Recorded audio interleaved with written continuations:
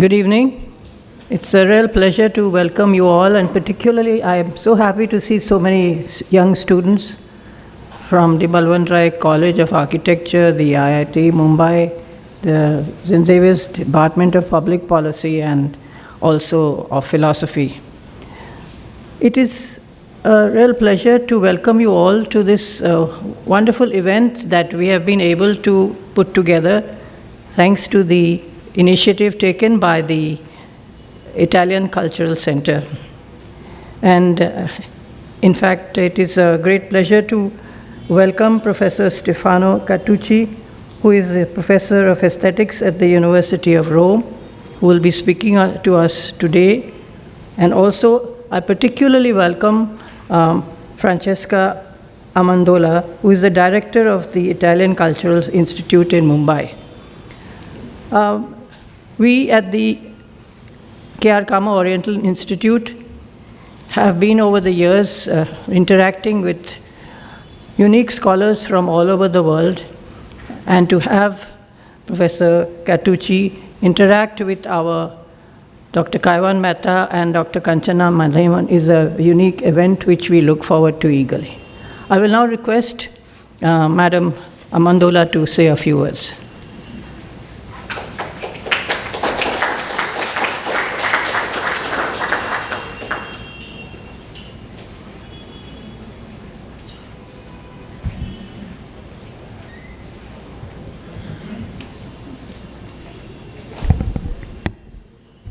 Ladies and gentlemen, good evening.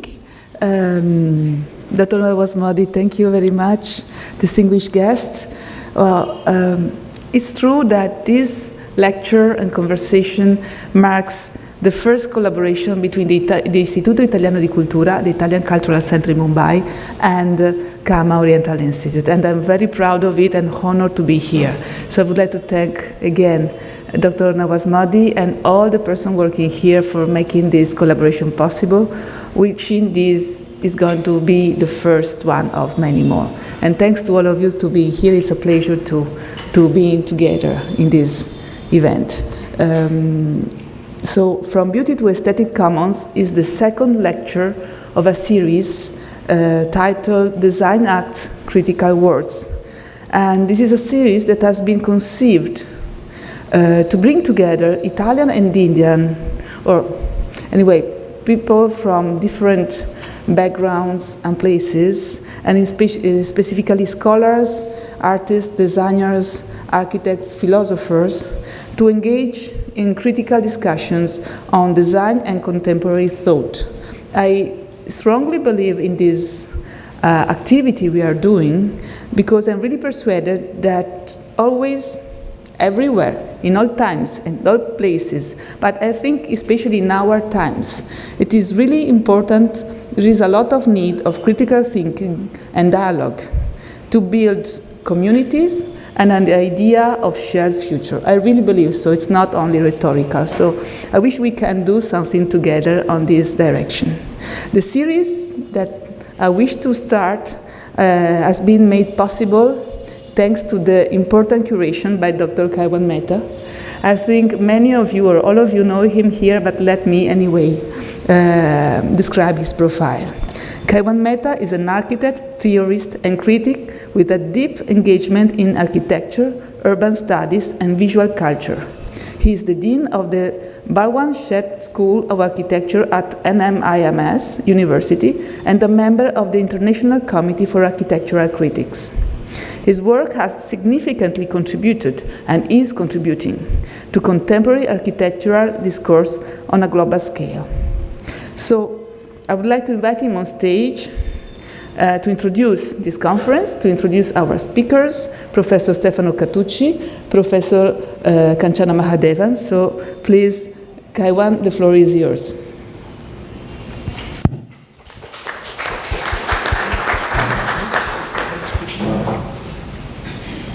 Thank you, Francesca. Thank you, Dr. Modi.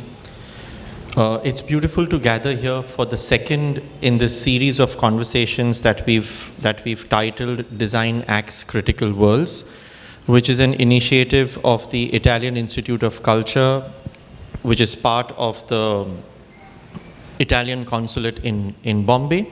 And for this event, it's wonderful to be collaborating with the Cama Oriental Institute. The series was conceived, as Francesca mentioned, trying to think about the times that we occupy. And we, I think, accept that these are critical times in many, many ways. And we decided to take the lens of design, broadly speaking. And our previous session was talking about design practice and the nature of an open-ended design practice, an open-ended and collaborative design practice that we witnessed. And today it's the word, term, concept, aesthetics that is at the center of our conversation this evening. And it's a privilege to have Professor Catucci with us and Professor Kanchana Mahadevan, with whom one has interacted and collaborated on many different occasions previously as well. It's to think through architecture, to think through design, to think through aesthetics, actually allows us to bring two worlds together, putting it very simply, the world of making and the world of thinking.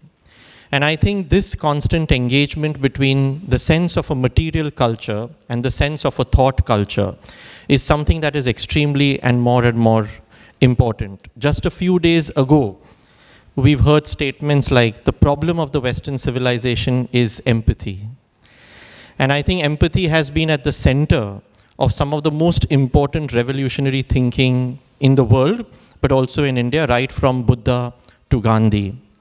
And I think, how does empathy, for example, play out in our world of action? When we as practitioners, as teachers, to being architects, to being designers, we engage with the world in the process of making words, in the process of making language, in the process of making built environments. How do we engage with this world, and how do we sort of engage with our times through our own practices? And I think these are some of the driving questions that have allowed us to put this series together. Thank you very much, Professor Catucci, for being with us this evening. We come together through common friends in Italy, but friends in Italy who are now in India. And I think it's always wonderful for all of us to connect through the process of thinking internationally. We share thoughts, we share concerns, we share values, and that's how we sort of come together between the world and our present. Let me introduce Professor Catucci. He's a full professor of aesthetics at the University of Rome Sapienza, Faculty of Architecture, Department of Design Architecture. Stefano Catucci is currently Vice Dean of the Faculty of Architecture after being for 6 years an elected member of the Academic Board of Sapienza. He graduated in philosophy in Rome in 1989. Later, he completed his PhD in aesthetics at the University Alma Mater of Bologna and holds special degrees at the Freie Universität in Berlin, Germany, and at the École des Hautes Études en Sciences Sociales in Paris, France. In 2001, Stefano Catucci published the first Italian Introduction to Michel Foucault, several times reprinted and last updated in 2024. Among his recent books, Learning from the Moon, updated new edition in 2019, and About Threads, Exercises in Material Philosophy, 2024. His courses and researches at Sapienza are focused on 3 topics, each corresponding to different master's degree programs in design, architecture, and landscape aesthetics. Stefano Catucci has also a long-term activity in cultural radio and TV programs, Radio Television Italiana. Trained in music, he regularly cooperates with the most important Italian musical institutions and is currently artistic director of the concert series that takes place in Rome, Italy, at the Quirinale Palace, the site of the Italian Public Presidency. Welcome, Professor Stefano. It is an absolute pleasure also to have Dr. Kanchana Mahadevan, who very generously accepted our invitation to be in conversation this evening and to participate in the topic this evening. As I said, we've collaborated. Aesthetics has been, I think, the area which brought us together. I come from architecture and aesthetics. Professor comes from philosophy. And I think aesthetics was one area where we started talking to each other. But I think the concerns of education, concerns of teaching, concerns of how we think and shape the world through our conversations is something that we also share. And I think we've shared wonderful conversations as being, what one does say, co-panelists on the board of studies at one of the philosophy department of a Bombay college.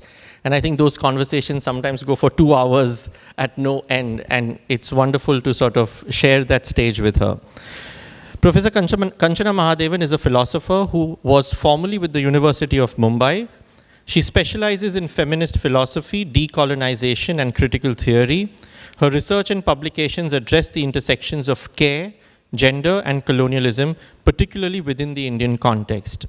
She has a series of publications, 2 very, very important publications on revisiting Gandhi, actually, that she's been on the editorial panel for that. And it's always interesting to be in this conversation with her. Thank you very, very much for being with us. Professor, may we have you? My words. Yes, your words there.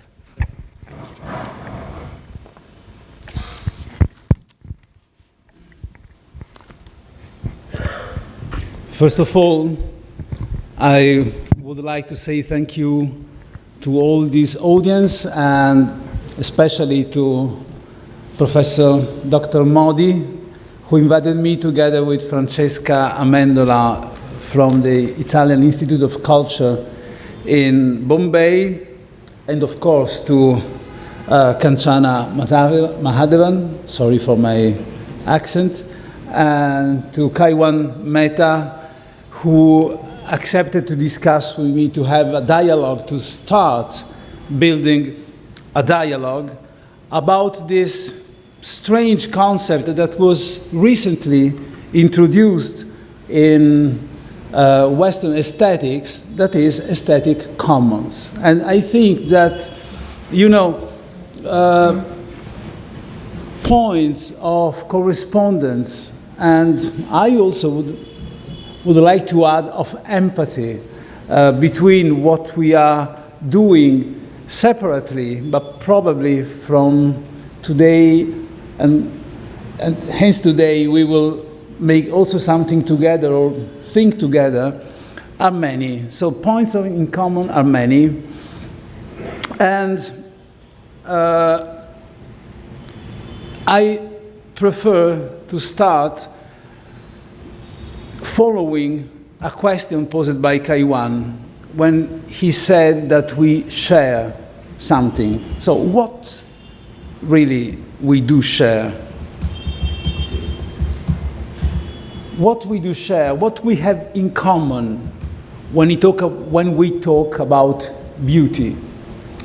And why I am suggesting, with the help of other authors, to move from beauty to aesthetic commons. Not, of course, because I want to forget beauty, but because I think that we need something different to reinforce our aim to communicate together. Yesterday we saw in an exhibition this very nice panel in which people could move and tie threads all around some things that were supported there to make a new connection between different places on the canvas, but also in the world for us. And I would like to start with an old book by Crispin Southwell, an American journalist, printed in 2004, whose title was 6 Names of Beauty. Names taken from a Navajo language, so a Native American language, ancient Greek, Hebrew, Sanskrit, English, and Japanese. I underlined journalist because probably an academic never would have had the courage to make this kind of confrontation, but it was interesting because he tried to see, it was a kind of linguistic experiment to understand how different languages valorize different nuances and different meanings of these things that in this communication language, English, we name beauty. And so, for instance, in English, beauty, a word attested since the 12th century, means a projection of desire, something you desire, something even you desire to possess. A beautiful thing for English, but also from Latin, from French, so from the Central European culture, is always connected with longing. A beautiful thing is an object of longing.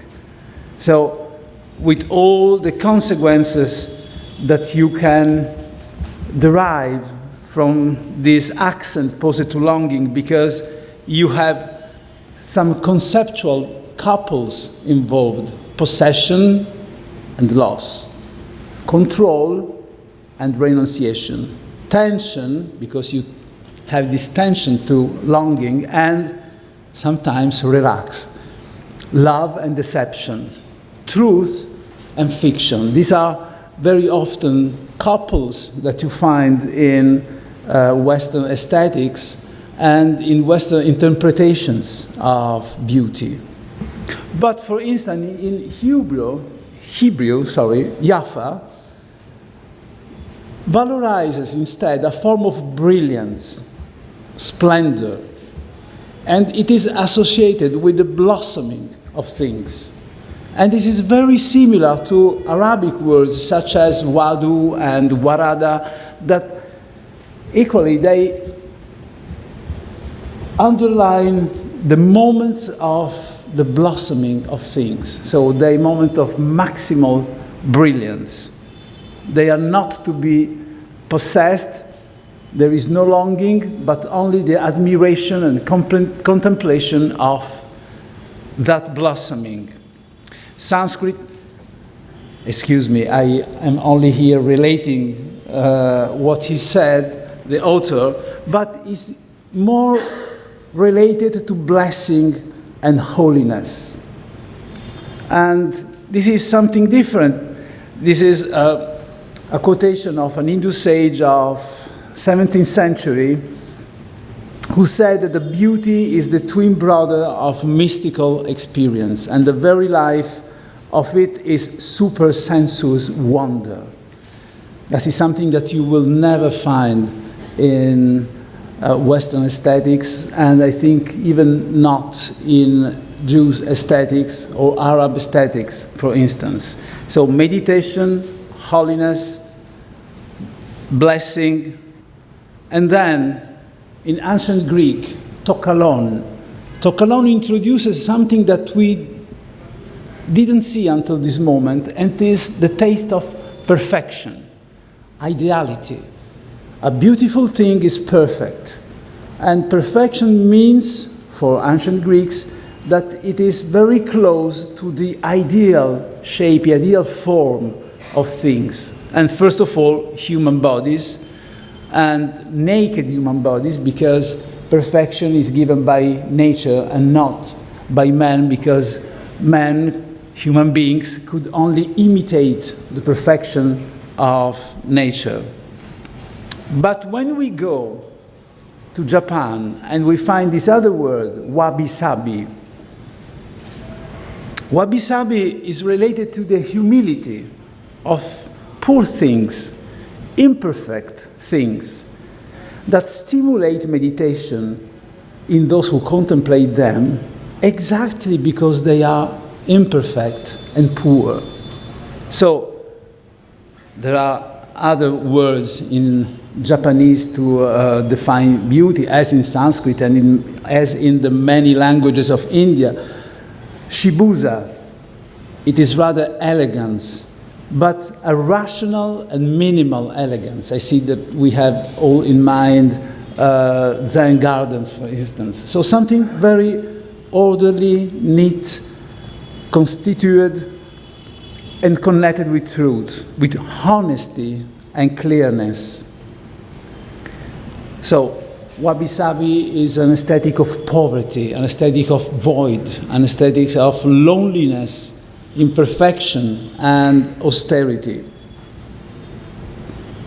And then Navajo, so a Native American language, with this word huzo that evokes happiness and health. And for this language, other meanings are also harmony, balance, that are always connected with the movements and the dynamic of our bodies and the environment, and the coincidence with the external environment. So,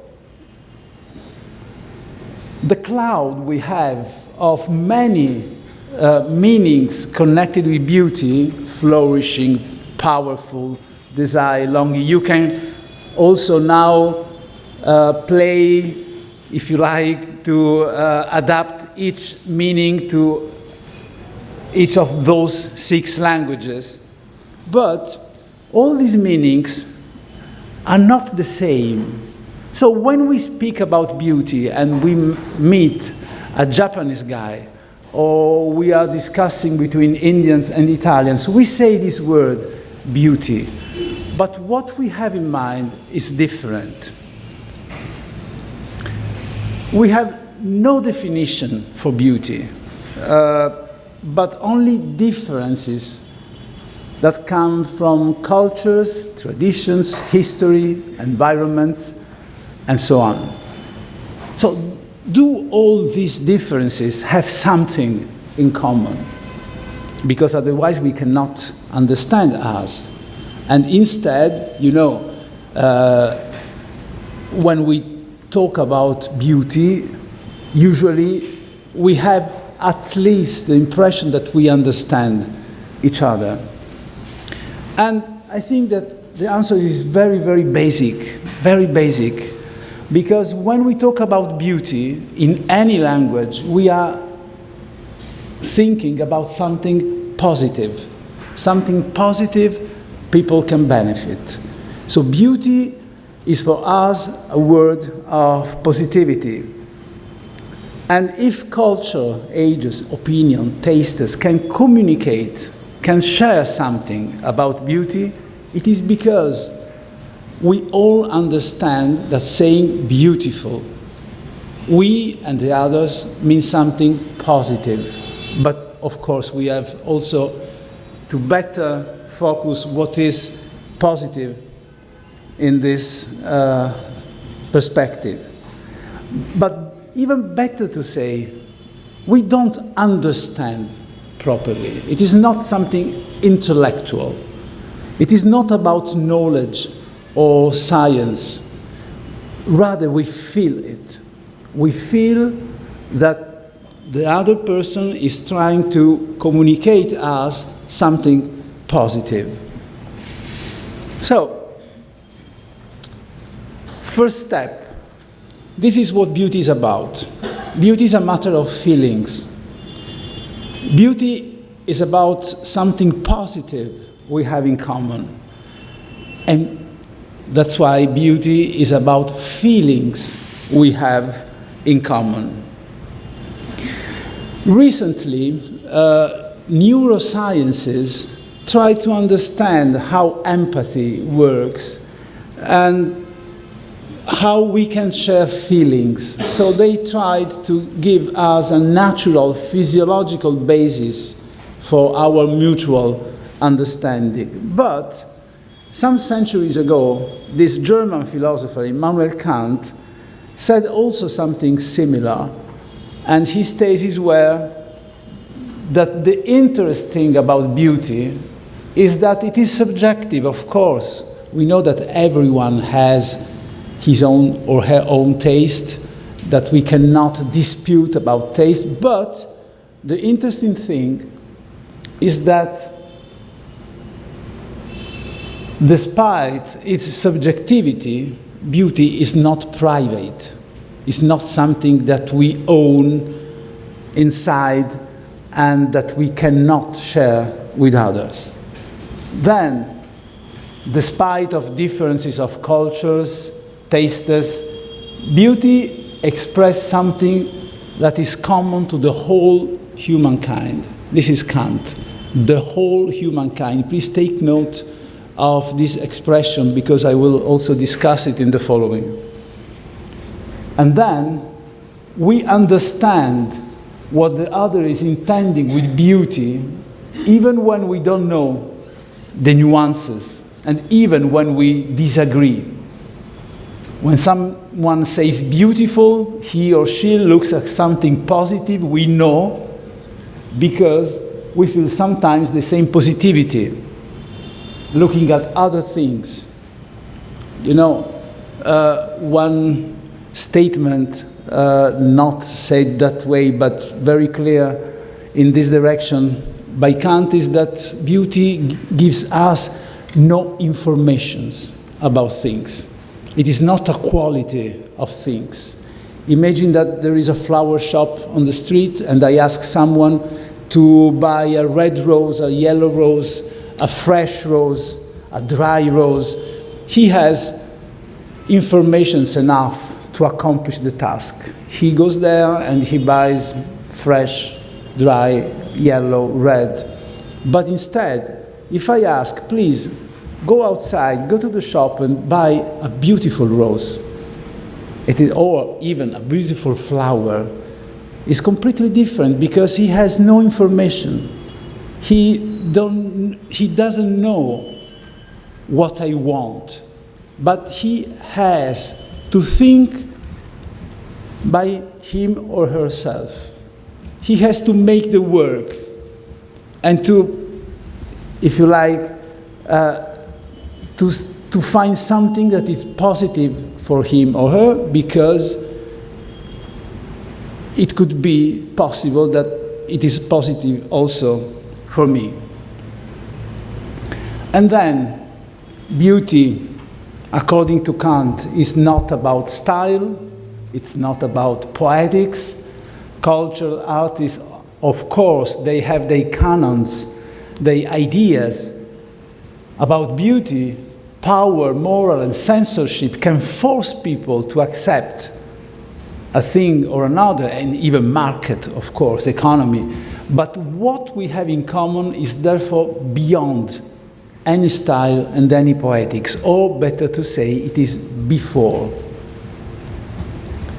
So, let's go ahead, taking other laws, if you like, about beauty. Beauty is not a quality of things, it's rather the expression of a connection we have with things, and it is about the fact that we have experiences, that we have not discontinuous stimulus, that we can give order to our experience, that we can create sense.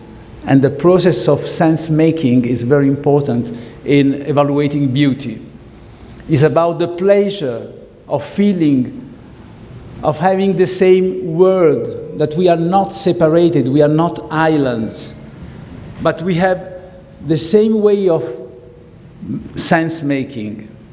And it is about the pleasure of having in common something real, not only dreamed, not only imagined. Well, 10th sentence, beauty being not private is not only personal, it is public. If we can discuss about our tastes, it is even between different languages, it is because we can share those feelings. Kant said we must share those feelings. But Kant related this pleasure, these feelings, this public dimension of beauty to something he named aesthetics, from aesthesis, a Greek word that meant sensibility. And he related that to something we have in common that he called a common sense, a common sensibility, not a common opinion, a common sensibility. something that was given, according to him, by human nature and that was universal, valid for all, for the whole humankind. But one of the historical legacies of universality is that this notion is homogeneous. It can be applied to all cases, and it is grounded in the same imperial and colonial project that gave force and also illusions to the Enlightenment. So, the word universal has become now suspicious exactly for that, because we know that in other times when people, Western philosophers, talked about universalism, they very often intended a European mind, and they intended white people, and they intended adults, and they intended also people with their whole political rights. So it was really not universal at all. Kaiwan remembered that I am founded in Michel Foucault. Michel Foucault said, for instance, yes, a fool cannot be a subject. A child cannot be considered a subject. So, why? If it is universal, it is for all. If someone is excluded, universalism is already doubtful. But remember another philosopher, Hannah Arendt, who, commenting Kant, said that aesthetics and beauty are the thresholds that allow us to live in common. And they are the foundation stones for communities. And therefore, beauty is the key to communities and to build communities. Why? Because, you know, we can understand, we can feel, we can share something for which we have no definition, that is subjective, and we can share despite the vagueness also of this notion. So, according to Hannah Arendt, the importance of beauty, the importance of aesthetic feelings was not only limited to art or to craftsmanship, but it was different. When talking about beauty and common sense, the stakes are not only artistic, but they are political. And I think that is a very important shift, because Kant also was convinced of the political value, the historical value of aesthetics. But Hannah Arendt underlined this implicit conviction by Kant, giving it a bigger value. So if we can build communities, it is because we understand each other. If we understand each other, it is because we even can share things we cannot define and that are subjective. So, the path is from sensibility to aesthetics, beauty, art, sense-making, and commons. Why? Because beauty and the feeling of beauty is still a key concept for our way of mutual understanding. To give beauty the value it deserves, however, we have to make another step towards what we can define today the horizon of the aesthetic commons. This is, you know, the notion of aesthetic commons has been introduced not many years ago, 2021, by two British authors, architect Eyal Weizman, who is not really British, he's comes from Israel, and philosopher Matthew Fuller. And the basis of this concept is precisely to be found in the legal and theoretical idea of commons.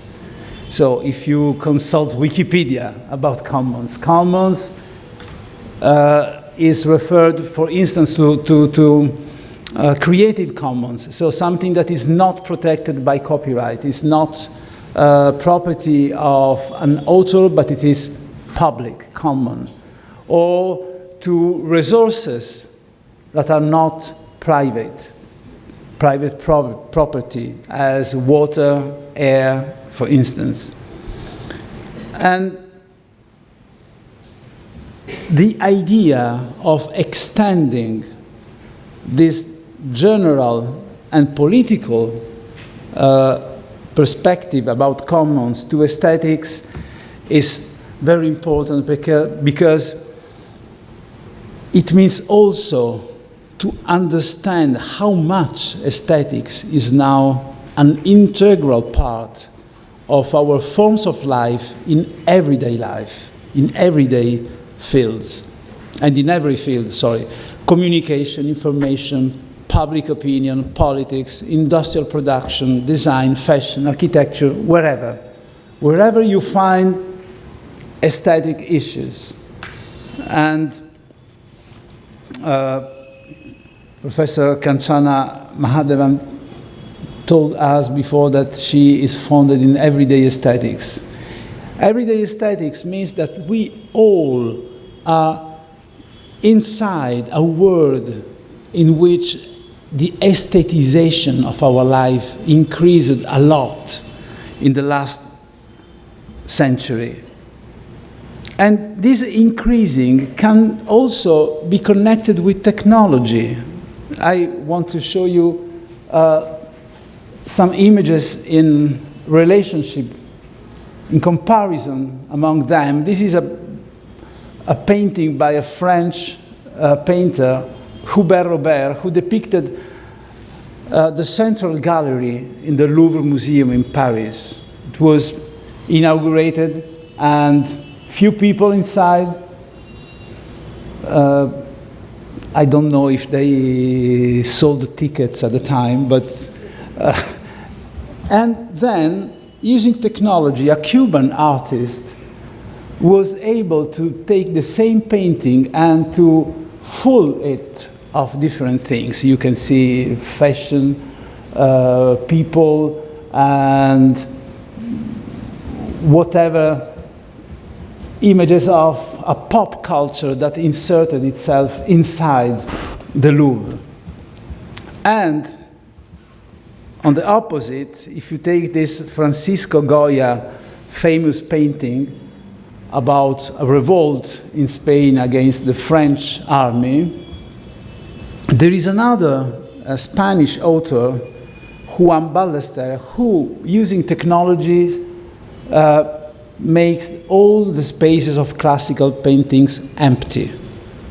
It is really touching because you only see traces of things without people. And technology, this is the Last Supper of Christ and his apostles, and this is the way in which this author represented emptying the space for us.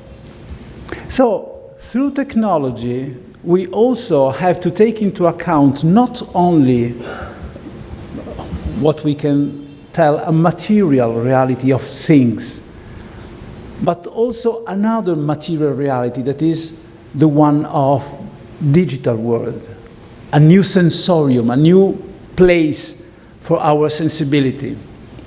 And that's why we can talk, in this case, of an hyper-aesthetics, so an aesthetics that is built on another pre-existent aesthetics that reinforces what was before, adding or eliminating, deleting some things. Well, so sense and scent making. If we consider aesthetic commons something that we have to share, but that is not given by nature, and it is not universal, but it is different, not only from a community to another, but also from a time to another, from a context to another. But sense-making can include alliances between communities attuned to different aspects of the environment, no matter if it's material or virtual. And so those alliances, that are only temporary sometimes, and they can derive from single cases, interests, opportunities, are ways of mutual knowledge and acknowledgement.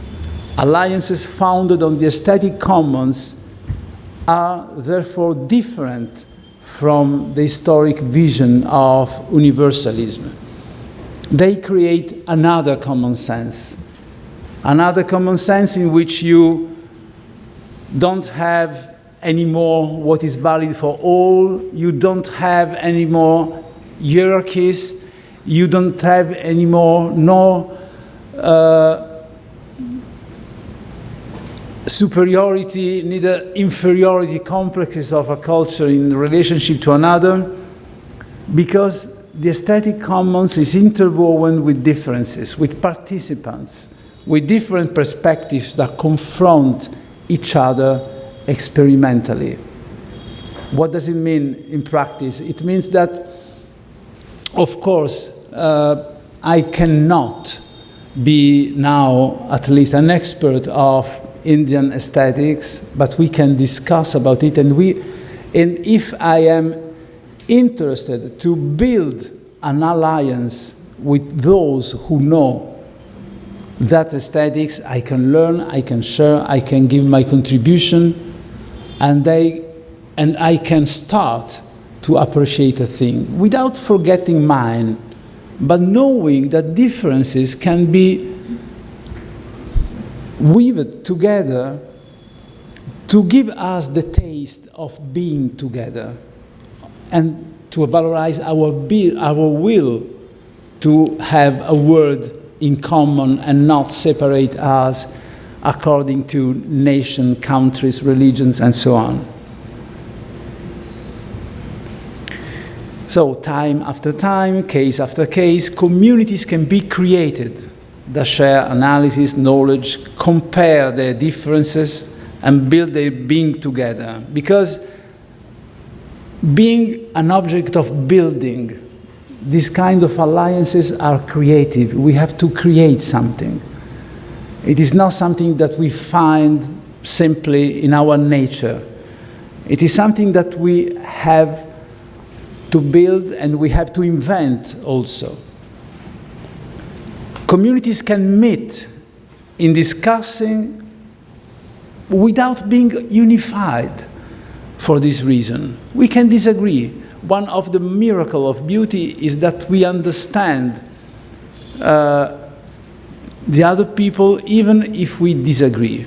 If I say something about a painting I find beautiful and you not, we disagree, but you understand exactly what I meant. Otherwise, there were no disagreement at all.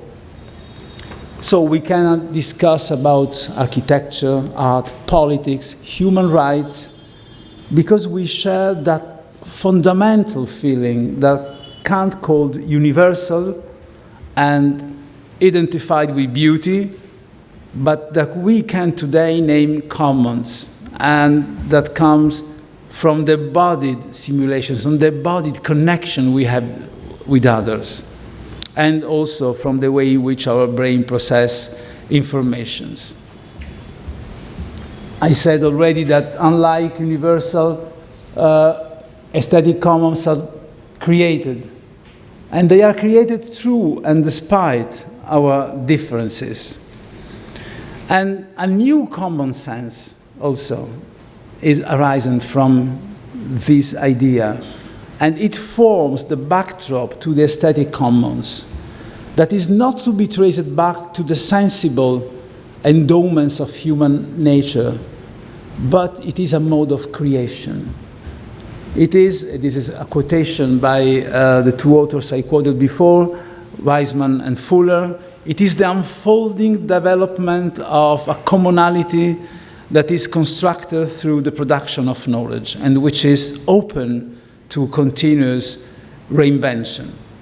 You know, I read this book some years ago, and I find that it is probably in the last 20 or 30 years what I found more close to a new utopia, if you like, or a new perspective of building what we have in common in a multicultural, post-colonial, and multi-layer society, in which we have to accept that every culture has the right to describe itself and to advance its rights, and also to be known, because to be known is very important, to be not only visible, but to be known. We have visible anything on the net, but nevertheless we don't know what is happening in other cultures, in other parts of the world. So the sense of beauty is a proof that we are capable of sharing even that which seems unshareable, because it is personal, but not private. I repeat. Kant said we must share, not we can. And adopting his words, we can consider aesthetic commons the root of a new enlightenment.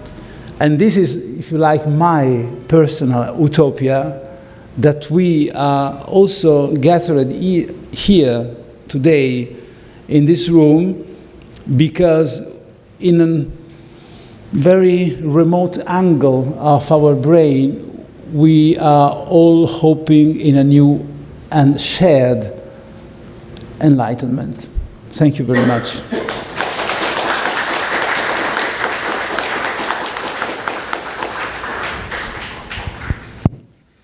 Thank you, Professor, for that wonderful exposition. Without losing much time, Professor Mahadevan, may I invite you for your responses and your own exposition on the subject. Thank you.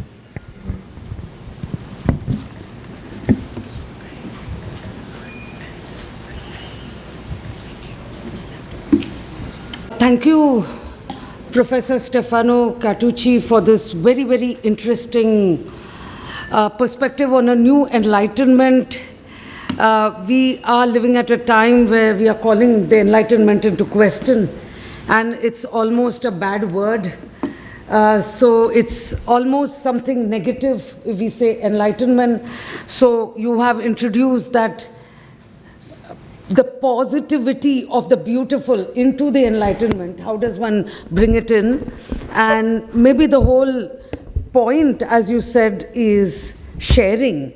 And maybe the earlier enlightenment missed out on the sharing, and the new enlightenment that you have presented today is, well, beautiful because it is based on sharing. You know, so that is really very, very illuminating.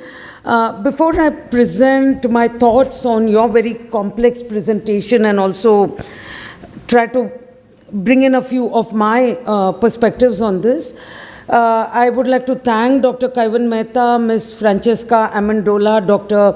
Nawaz Modi for having me on board to share my thoughts and also respond to Professor Catucci.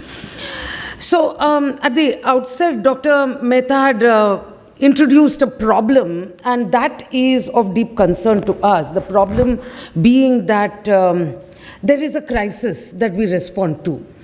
So in some sense, art has always emerged as a response to crisis. And in that, we have constantly tried to negotiate, may I say, the dialectic, but not in that traditional way, a fragmented dialectic, as you put it, of materiality and ideality. You know, so how do we negotiate this? And in this negotiation, one of the most prominent themes that has come up in this negotiation, both in what Dr. Mehta presented as the problematic for this lecture series and what Professor Catucci articulated, is the notion of empathy and care, you know. And typically one of the themes that we need to think about is, of course, empathy, along with the commonality, the ordinariness, the everydayness of aesthetics and art. I'm just using these words in a very fluid and interchangeable way. A critical question in particularly the context of contemporary Indian art practices has been that many of these practices are elitist. To what degree do they communicate outside the walls of the gallery? And to what degree is that communication even possible? Because it is typically viewed as an ivory tower, a space of ideas, even though there is so much of materiality happening. So the actual materiality is, there is this constant dichotomy built within the walls of the gallery and outside. You know, the materiality is outside, and within the walls of the gallery it would seem like as though there is a certain ideality. So I think with the idea of commons, because contemporary Indian art, I personally think, makes a tremendous effort to talk to society. You know, to talk to society, particularly about ecology, particularly about gender. So why is that gap happening, you know, between the gallery and what is outside? I think somewhere perhaps by emphasizing the commons as you open up, I think that would be a way of maybe making this porous, you know, the walls porous, so that what is inside moves outside and what is outside can circulate inside, which in fact does happen, but it is something that is not made explicit, and it is something we constantly keep staring at as a kind of an, I think, artificial problem in a way. So on one hand, the crisis; on the other hand, the artist's response to the crisis; on the third hand, the communication. So how do we bring all this together? The best thing to do is to turn to the notion of commons. And I think you have, Professor Catucci, very, very effectively argued for how we move from beauty to commons from Immanuel Kant. Because a key notion in the critique of judgment, despite the Eurocentrism, despite the patriarchy, all of that, you know, but there is something that emerges there, as you put it, following Hannah Arendt and a reading of Kant's third critique, is the idea of sensus communis, right? There is a certain community that is that art aims at. So it is not just an art object, but rather the struggle, the aspiration to create a community that one is working towards. And maybe it is this struggle that is today emerging via several approaches to aesthetics, such as the aesthetics of the commons that you spoke about. The commons is a very interesting word because it can mean so many things. You know, the idea of shared belonging, going beyond Wikipedia. If we were to turn to a dictionary, commons would also mean something that is ordinary, something that is banal, something that is not sophisticated, something that is local, grounded, ecological. So there is a rich array of meanings associated with the commons, and hence we have economic commons, legal commons, digital commons, cultural commons, curatorial, artisanal commons. And these commons open up what Cornelia Solfrank Felix Stadler and Susha Niedenberger in their book, The Aesthetics of Commons. This is freely available online, so you may want to look for it. They term it as new social imaginaries, So in some sense, it is via these commons that we arrive at these new social imaginaries, because Kant is bang on, that the idea is not private but public. The very notion of art is public, because the minute I say that I appreciate a work of art, the desire to share it automatically arises. So I don't remain within the walls. The walls of the gallery are always open. But then we need to enter it, and the gallery needs to also go outside. The people within the people need to move, because the walls are, I think, in a sense porous, and in that sense open. But then maybe that porousness can become accented via the social imaginary of the commons, that which is commonly shared, and that which helps us move between the inside and the outside easily, the private and the public. One keeps moving between this. And maybe this movement is what we need when we respond to the crisis that Dr. Mehta opened up, all sorts of crises, the crisis of even imagination maybe, because so much of technology, what happens to imagination? And I recently realized that so much of AI can also lead to a certain limit, in our creativity. But then we have the creativity, we have AI, so then how do we negotiate this?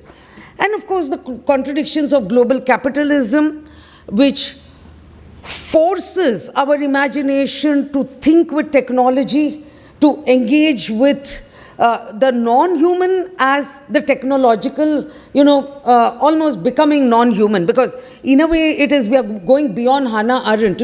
Technology is no more human-made. It has a life of its own, and it dictates to the human being. So we have two dimensions of the non-human. On one side, the technological dimension, which is lost. In a way, it's human origin, and human beings can't control it anymore. And for the reasons that postmodern thinkers have given years ago, Lyotard and so forth. And on the other hand, the so-called ecological side, the so-called natural side. So human beings are shaped in a way by all of this. They are troubled by this, but they have also responded to these troubles. And they have responded to it via technology. They have responded to it by engaging with nature via technology, they have responded to it by engaging with technology via nature. And they have also sort of built a certain materiality in doing this, because the response would, as both of you have articulated, would have to be material. So aesthetics commons, I think, to me, from your presentation, brings together several frameworks that are very, very tenuous, that are very, very fraught with conflicts. On one side, the idea of constantly experimentation, but at the same time, the impossibility of experimentation. On one side, there is this, we just follow mechanically whatever is given, but at the same time, we also evaluate. At times we evaluate, but for most part, we follow technology and social conventions pretty mechanically. We have grand ideas, but then we are unable to execute them. So in this, what Commons seems to do from your presentation is that it, via a certain fragmentation, it creates a community that is fragmented, a community that enables these moments in a very momentary way,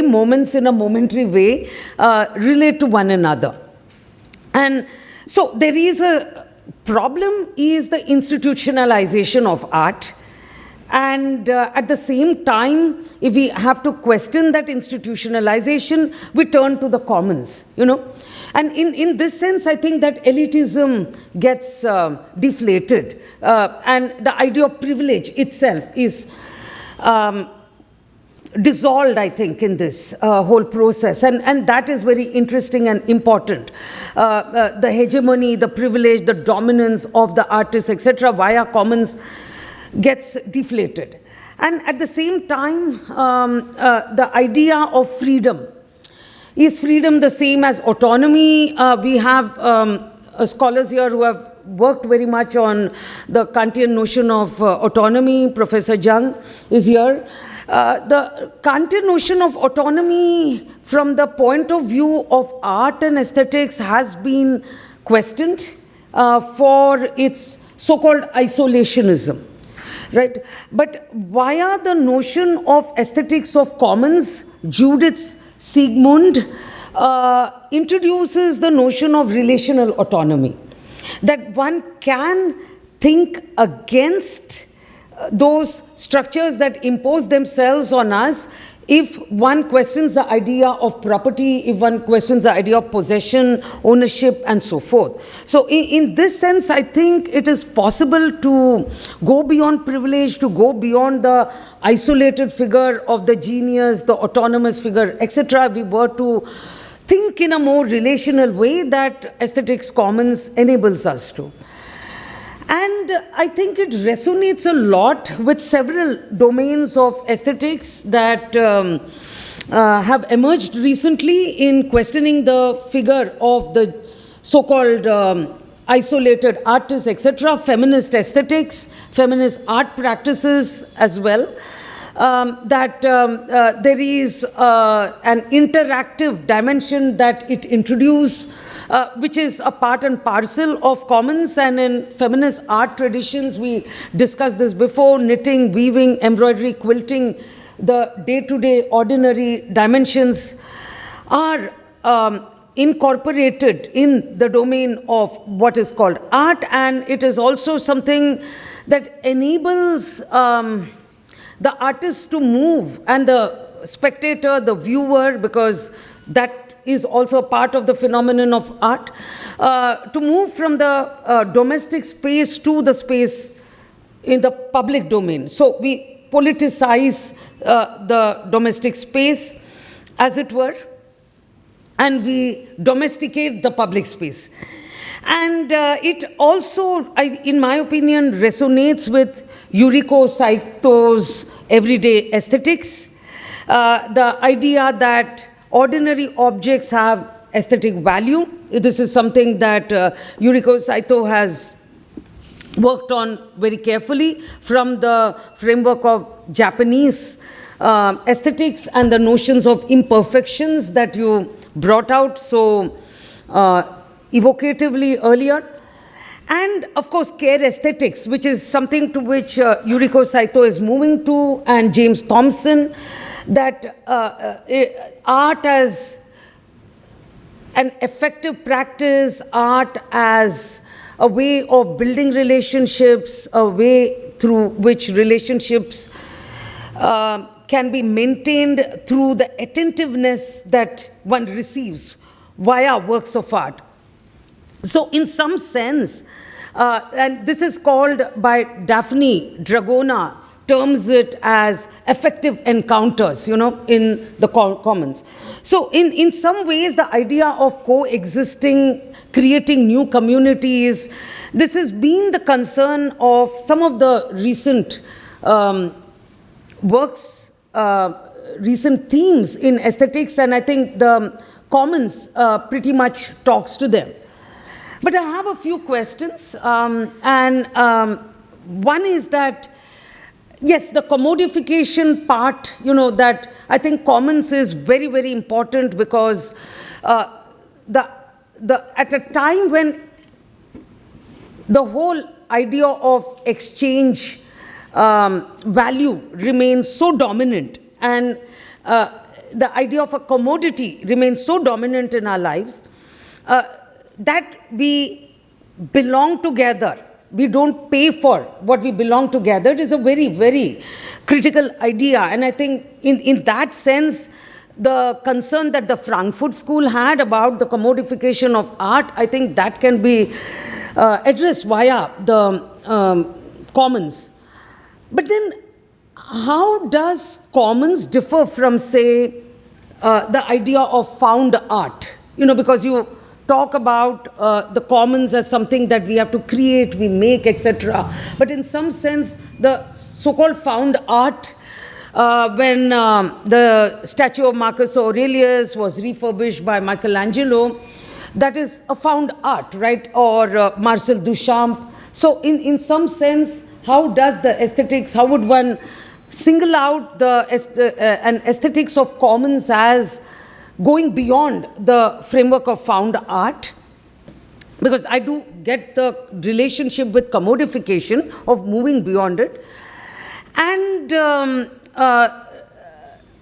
the other dimension is that do we really go beyond privilege when we turn to the commons? Because we find that artists, intellectuals per se, are in a privileged position. They make use of commons.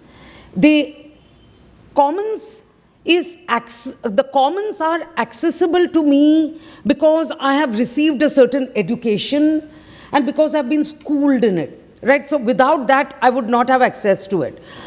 So given this, privilege continues to haunt us, even when we turn to the commons to create art.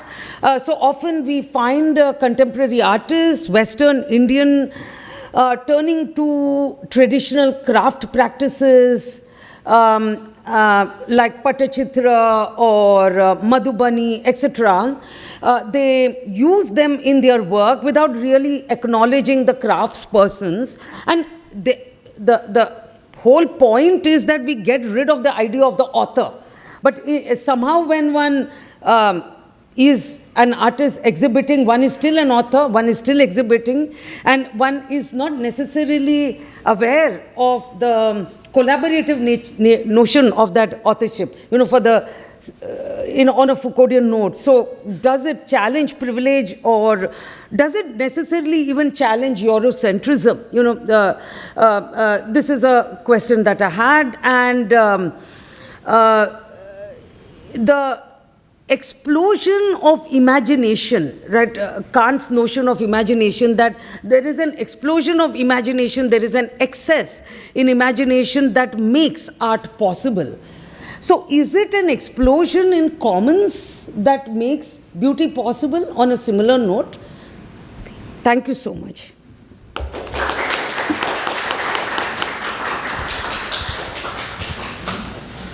Thank you very much to both of you for these elaborate and deep thoughts, expositions, and putting together a bunch of arguments.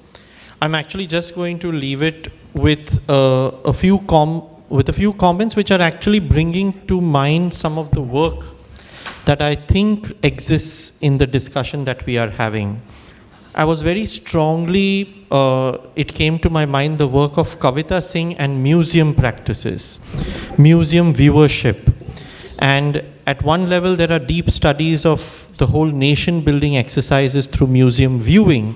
But I think Kavita Singh's work is much, much beyond in sort of understanding how we relate to the question of the aesthetic, how we relate to the idea of the classical, how we relate to the idea of art, but in the everyday sense of a tourist visitor who once in a lifetime or twice in a lifetime has passed by the museum as a viewer. And her work, I think, would be important in a conversation like this. Another work that came to my mind is Tapati Guha Thakurta, another very important art historian from India, but specifically her work on the Durga Puja pandals in Calcutta, where it is not just the aesthetic structure of the pandals that are put up for the 10 days of the festival, but it's also the production, which is from the artisanal communities, the sort of trained artists being part of sometimes the artisanal communities, architects now being part of the production communities. And then there is a larger community that is generated, that is probably more generated in walking from one pandal to the other every night. Much like in the sense that during the Ramzan days you have people sort of walking from one eatery to another in particular parts of the city, which I don't think are simply about tasting food, but they are also partaking in a completely visual aesthetics of the street and sort of the lit up nature of the street. I'm also reminded of a more classical work, which is Kumaraswamy's Craftsman, where he sort of takes the question of aesthetics to the general by saying the crafts, it is more about craft than art in India. But the problem there is that it is read in a very kind of a monotheistic kind of a structure, where the craftsman is essentially a landlocked, time-locked person and community, and hence contributes to the idea of a nation. So there would be a contradictory in how we would read Kumaraswamy's thesis on the idea of the craftsman, which is to say, in India there is more craft and not art or art is everyday, and hence India doesn't need to talk about a theory of the art. So that's another debate, because that debate is also I think another area that we in India have struggled with has been the arts and crafts movement, and we have a huge hangover when we talk of aesthetics or when we talk of craft. We have a huge hangover from the arts and crafts debate, essentially that come from the English side rather than the German thinkers side. So I was reminded of some more contemporary historical discussions on, and the museum, especially because you brought in the question of the art gallery, because the museum is also this sort of hallowed space.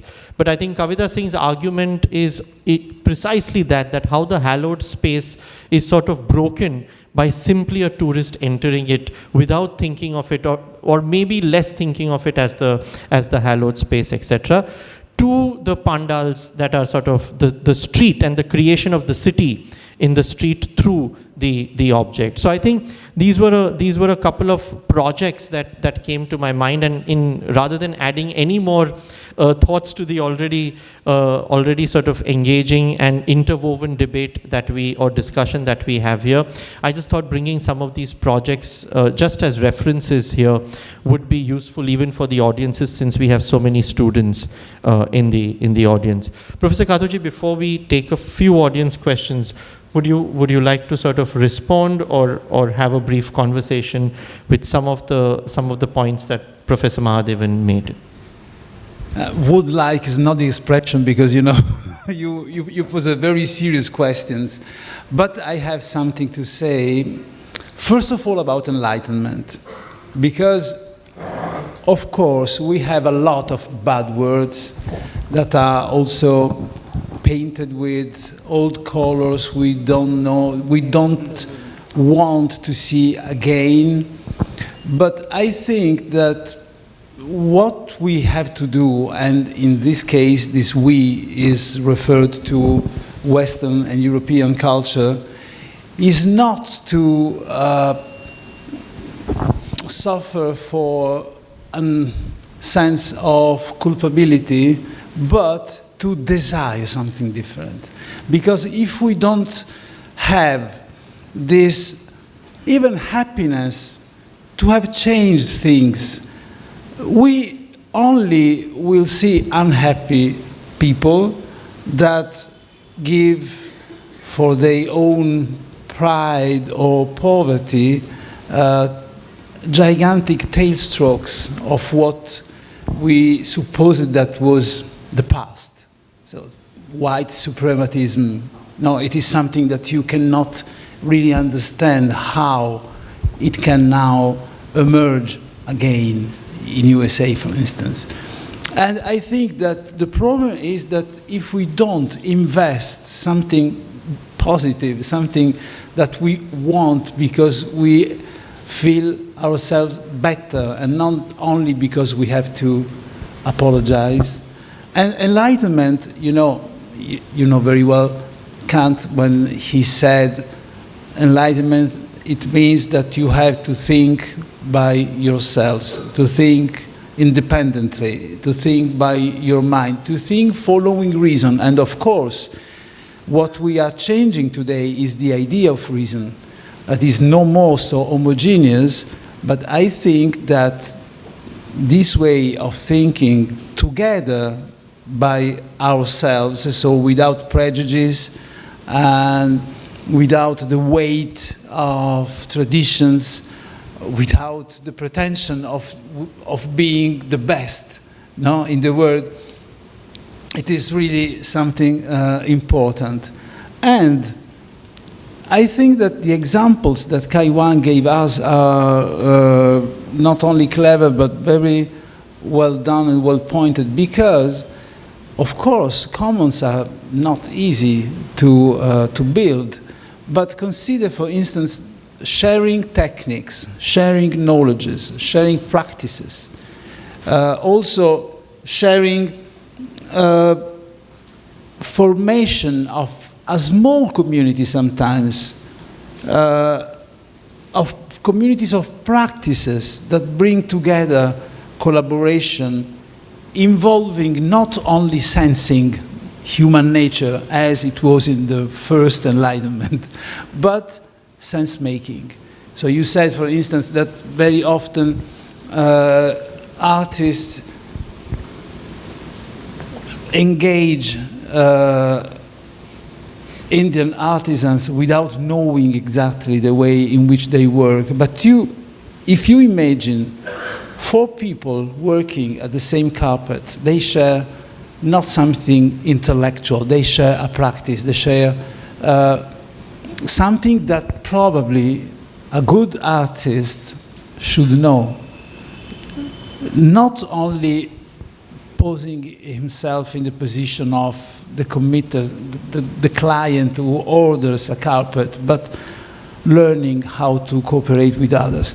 Of course, this is only a fictional painting, okay, a fictional frame, but it is to better understand what I said about the importance of sense making. So sharing ideational resources, inventive resources, creative resources, and not only the final product. Producing terrains of joint actions in art, but also in politics, in poetics, but also in music. In music, I know that Francesca is trying to organize a concert in which an Italian musician who also uses electronics, Enzo Favata, is cooperating with Indian musicians, and they are rehearsing since 2 weeks, I think. So they will make something that is really not only, you know, a cold mix, but something that comes from the mutual knowledge. And I think this is one of the lesser hopes we have to build a better world for us. Third thing, galleries, art galleries. We talked about a little bit, me and both Kaiwan and Kanchana before this conversation, and together with Kanchana we found also the same references, the same theoreticians. But I want to highlight an example, because I think that this problem of galleries and domestic arts is what in philosophy we call aporetic, so a problem without solution, only a practical issue, only a practical exit. I think also I talked about that with Francesca Amendola some days ago. Rosita Parker, a feminist from England, commented the history of a group of women who shared postal art. So things that made at home, weaving. At the very beginning, there were two friends who lived close one to another, then one moved in another city, and they decided to send something by post. And then they involved other women, and women of a collective of female artists. And then the problem came, what do we do with those works? Because, you know, they are personal, they are outside galleries, they are at home, but at home they are not visible for anyone. So what do? We stay in the system of families when any work made by women is not evaluated as a work, cooking, weaving, cleaning, carrying children and so on, or we go into another system that is galleries, market, and so on. I think that there are some problems that theoretically you cannot decide, because alternatives are only something you can decide in practice. And I think that that controversy that was called feministo and that went into an exhibition called The Portrait of the Artist as a Housewife was something big, was something that impressed public opinion. So at the end, first of all, I prefer that they decided to accept the museum and the gallery. And on the other side, if there are other groups that didn't, I don't know, because they don't exist for us. Thank you. We'll take 2 questions from the audience. So if there are any audience questions, you can raise your hand. The first one there, yeah. And then one here. Thank you so much. I have a few questions. Sorry, I have a lot of questions, but I will ask a few. So while talking about the commons and the aspects of technology, in the sense of hyper aesthetics that Professor Catucci you brought out, and then going on to Dr. Mahadevan's responses to this, how do we then negotiate the problem which Heidegger talks about in the specific term of enframing, which he derives from Nietzsche's will to power in questions concerning technology, and he also talks about the need to transcend aesthetics from within, which is a critique of aesthetics that he gives, which is not really addressed. I'm not sure if it is relevant here. I think, so if you could please, highlight the point when it comes to technology and the notion of aesthetics itself, that which aesthetics are we considering? And also, while talking about Kant and Kant's notion of enlightenment, in What is Enlightenment, an answer to What is Enlightenment, which he published, he also writes that it is for the literate world. He uses this term literate world. So does that mean, are we limiting the aesthetic commons to those who have a certain capability in that sense? Then what does the common also entail if we are going by the Kantian notion of enlightenment? Thank you. Should we take a second question? Yeah. Yeah. You had raised your hand. Yeah. Yes. I think he asked between Heidegger, his notion, and the other. Hi, my questions will seem to be a little simpler one to look at, but moving from the realm of beauty to aesthetic commons, how does one deal with the risk or likelihood of tragedy of commons? Has there been any discussion upon that? And tragedy of so my question tragedy was of commons, right? Tragedy of commons, and how does then one actually react to the possibility? Has there been any discussion on the global level upon that?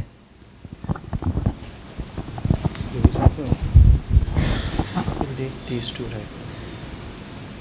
Only, okay. Yeah. I hope to having well received your questions. I think that commons are the opening of a possible perspective. They are not still fixed, they are not still really definite in their concept, but they are, in my opinion, a direction in which we have to cooperate to find what we want to put inside that notion.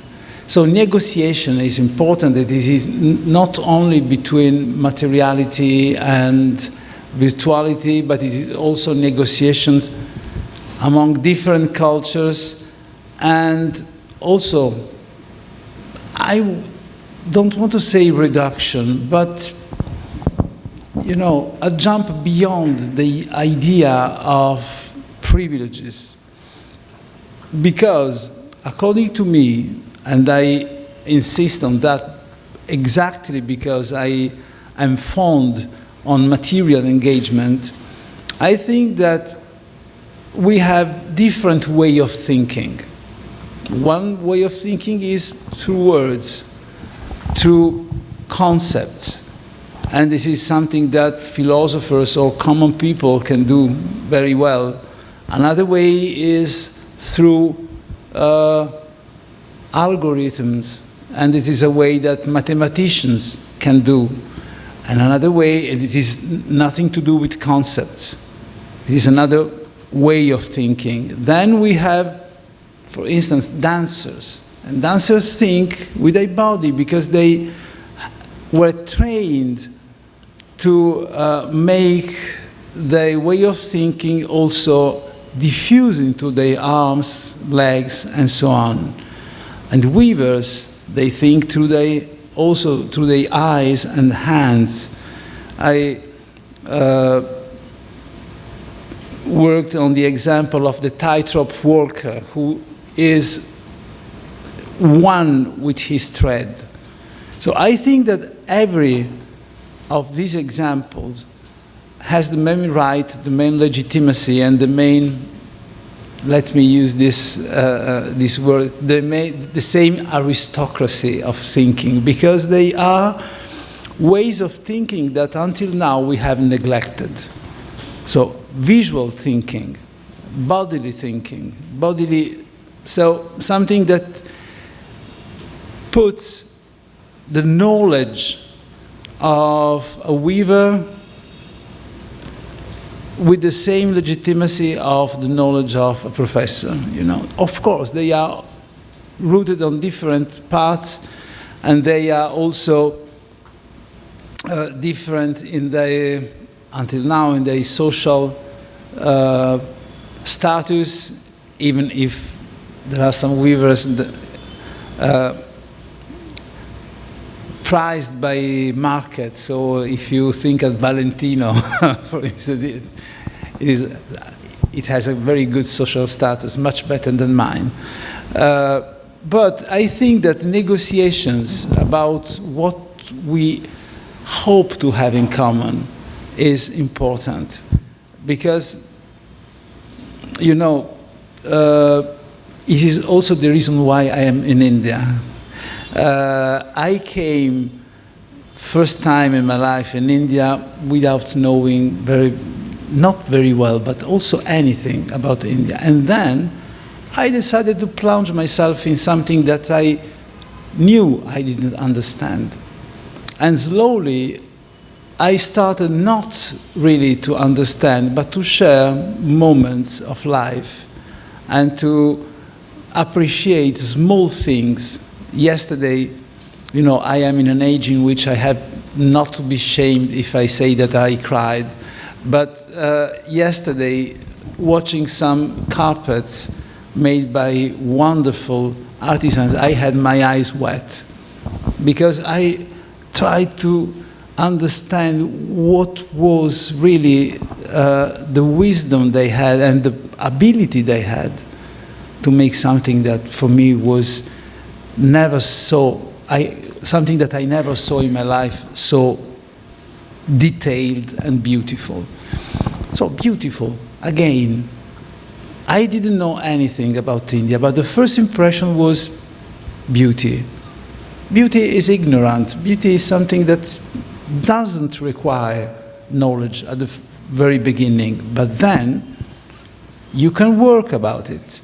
You can share principles, you can share practices if you are able to learn to do something, and then you can share with other people also differences.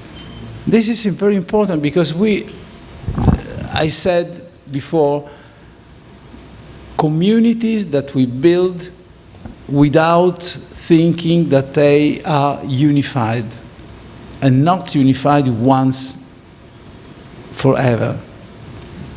I think it is a perspective, something new I like, and I proposed you as an openness towards something that can put us again together. I'm not sure, however, to have really good understood your question, because the audio was not very clear to me. It was about, can you repeat the question, please? So basically, I wanted to ask you about Heidegger's critique of aesthetics. Okay. And how he talks of enframing when it comes to questions concerning technology. He refers to enframing that he derives from Nietzsche's will to power, and in both the Kanchana ma'am's response and your talk, technological aspect was highlighted, and this point was not really addressed. So okay. That is one okay. part of it. And to add on to the commons discussion, going by the Kantian notion of enlightenment, in Kant's answer to what is enlightenment, he refers to his address to the literate world. So does that mean that there is an entry, minimum entry requirement, so to say, to the commons? Yeah, okay. So the critics that Heidegger led to aesthetics was the same he led towards subjectivity. So the problem was for Heidegger to overwhelm this central point of the classical philosophy of enlightenment that puts the subject at the center of the experience, like a sun that illuminates everything. But many philosophers in the 20th century worked on deconstructing subject. Heidegger, of course, but before Heidegger, after Heidegger, Foucault, Derrida. So it was a large movement of ideas, Deleuze, which cooperate in deconstructing this idea of the centrality of subject. So I think that Heidegger succeeded in that because he turned our mind towards something that was also not to be possessed. You know, I said that beauty in English, in European languages, in Latin, meant belonging. So, an object of longing, a possession, a desire of having something. And I think that Heidegger said us that we go into a deception if we think that we can possess something. And this possession, instead, is something precious because it exposes people also to the influence of things. We are influenced of things. We are not only the masters of things, but things, in the contrary, cooperate to make us. So consider smartphones, how much they individualized us, because we are always connected with something that we are under our eyes, we isolate in many, many contexts. Or consider bicycles, how we learned to ride bicycles. Now you know that you can also not riding bicycles for 20 years, and people say, oh no, you'd never forget how, because our body was appropriating the movements of riding bicycle that didn't exist before.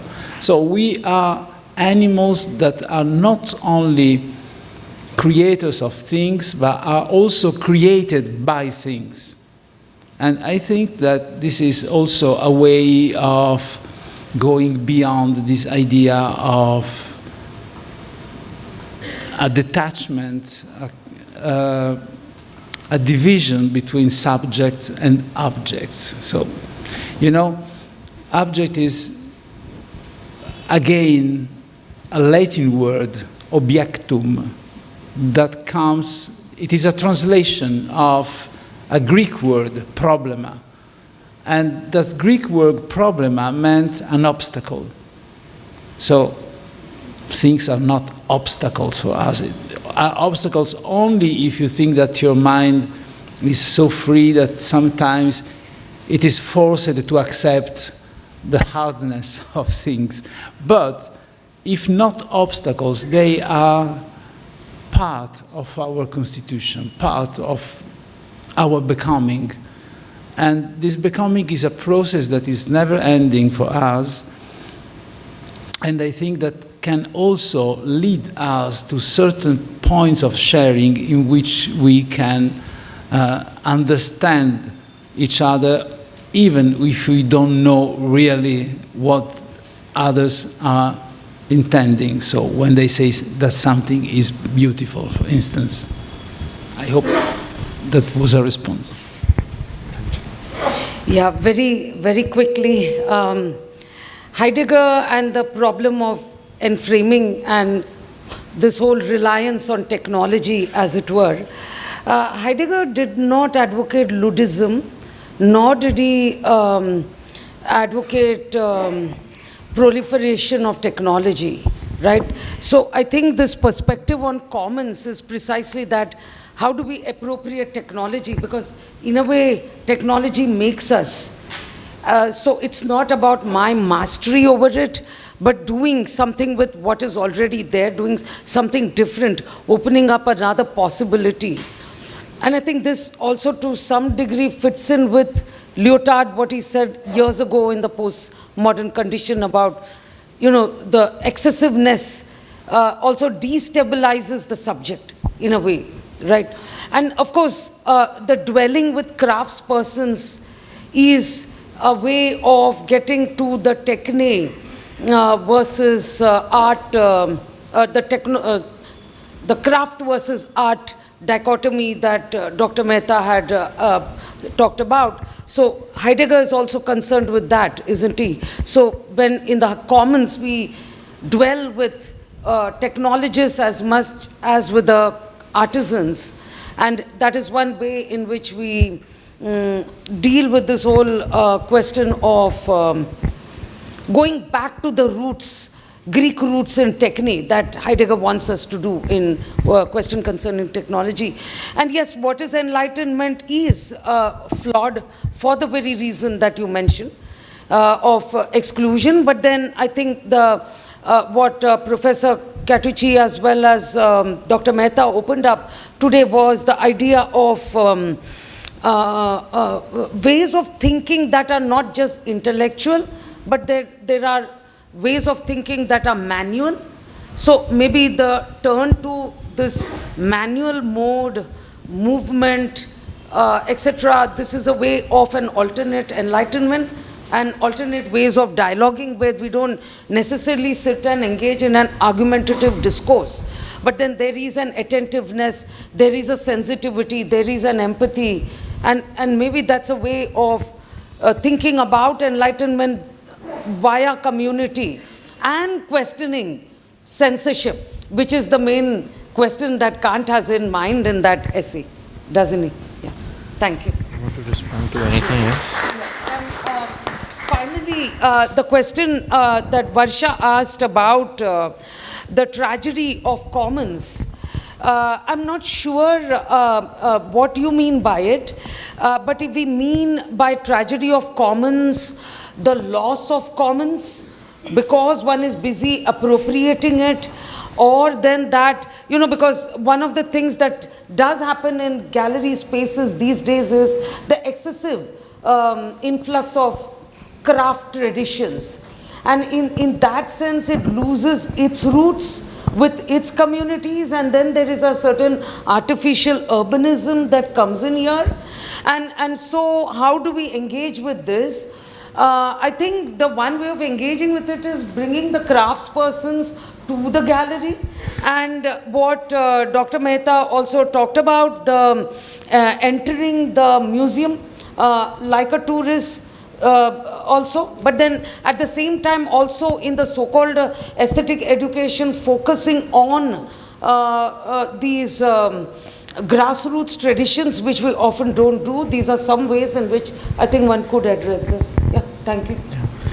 I think it also opens up, without getting any further into a conversation, the world of making. And I think that aspect is something that may open up some of these conversations, including the notion of the literate, which could be the making literate in many ways. And then the knowledge flows from the body to the fingers, to the touch, to the sensibilities of materials. But thank you very, very much, Professor Catucci and Professor Mahadevan and Francesca and Dr. Modi, for getting all of us together this evening for an absolutely fascinating and fantastic conversation. A range of ideas and thoughts have flowed in this enclosed but open space in many, many ways, and I think we are going back home enriched and enlightened, if I may say so. But I'll play my role of being also part of the governing body at the Cama, and a small token of appreciation for both our speakers and for Francesca, if I may have you up as well.